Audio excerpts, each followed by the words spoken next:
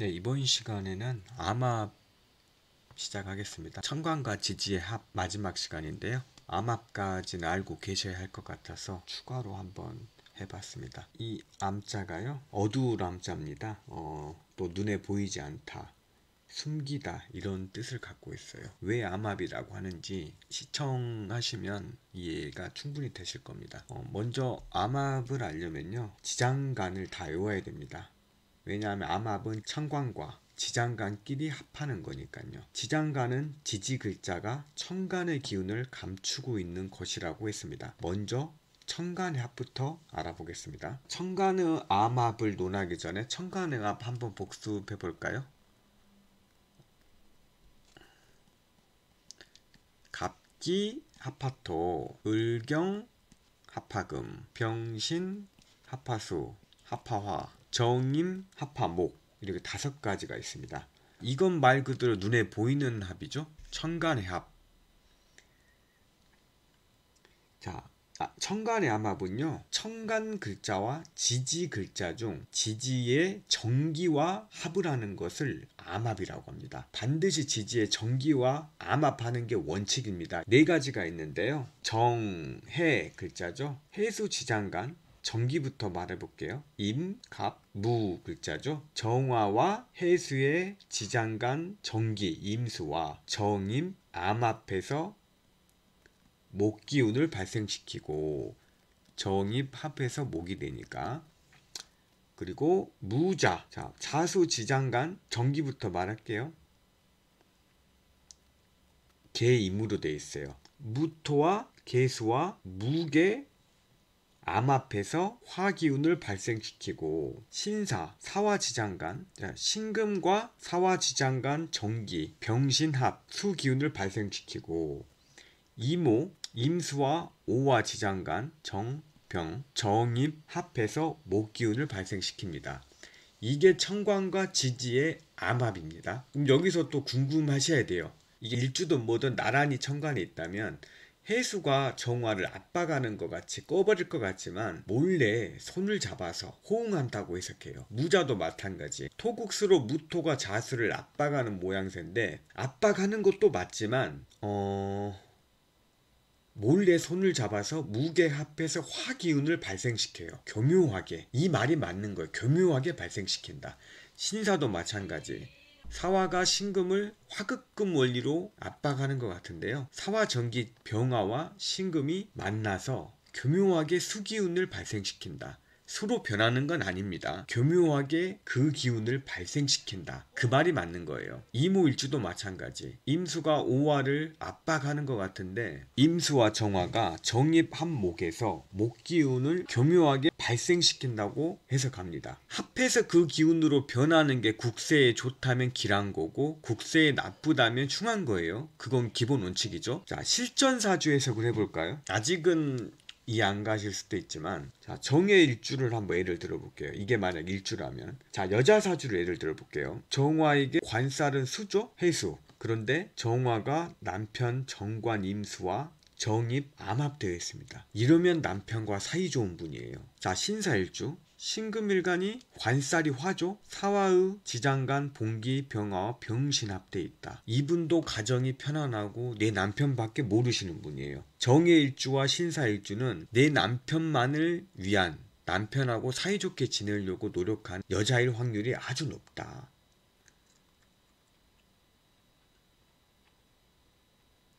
그런데 제가 항상 하는 말이 있죠.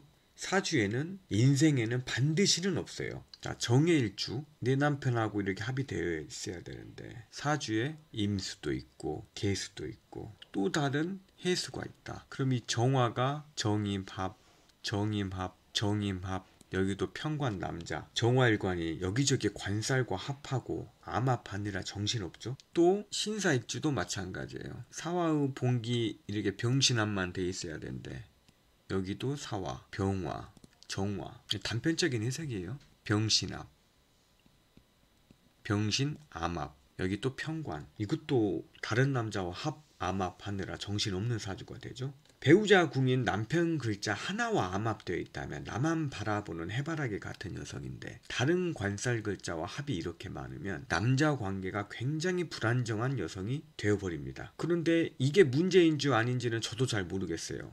근데 이런 분들이 남편한테는 또 잘합니다. 암합이 되어 있으니까. 그런데 다른 남자한테도 잘한다는 게 문제죠. 근데 또 한편으로는 내 여자가 10년, 20년, 30년 나만 바라보고 나밖에 모르고 내가 집에 언제 들어오나 기다리는 여자라면 그게 또 과연 좋을까? 한 40, 50대 기혼남분들 이것 또한 또 다른 방식으로 남자를 숨막히게 하는 거다. 반대로 남자 사주 가볼게요. 무토에게 여자 글자는 수죠. 자수 속의 봉기가 계수예요.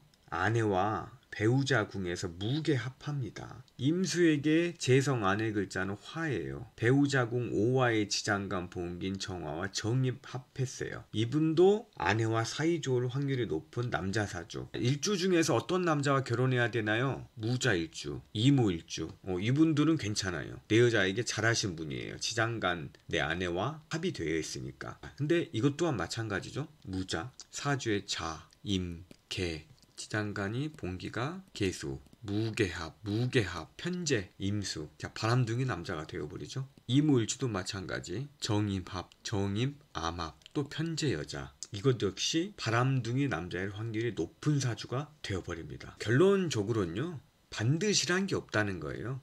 예. 전체 국세를 봐야 합니다. 그리고 아무리 암합이 많아도 반듯하신 분들도 굉장히 많아요. 정관이 투관되어 있다든지 강하다든지 어떤 다른 글자로 약점을 보충해 준다면 그런 분들은 절대 이성을 탐하지 않습니다. 이것도 역시 단편적인 설명의 일주론 가지고. 자, 그리고 지지의 암합 5가지가 있습니다. 자술, 한글로 쓸게요. 축인, 묘신, 오해, 인미. 자, 자수 지장간 봉기는 계수, 술토 지장간 봉기는 무토, 무게합이죠. 축토 지장간 봉기, 기토, 인목 지장간 봉기, 간목. 봉기를 정기라고 합니다.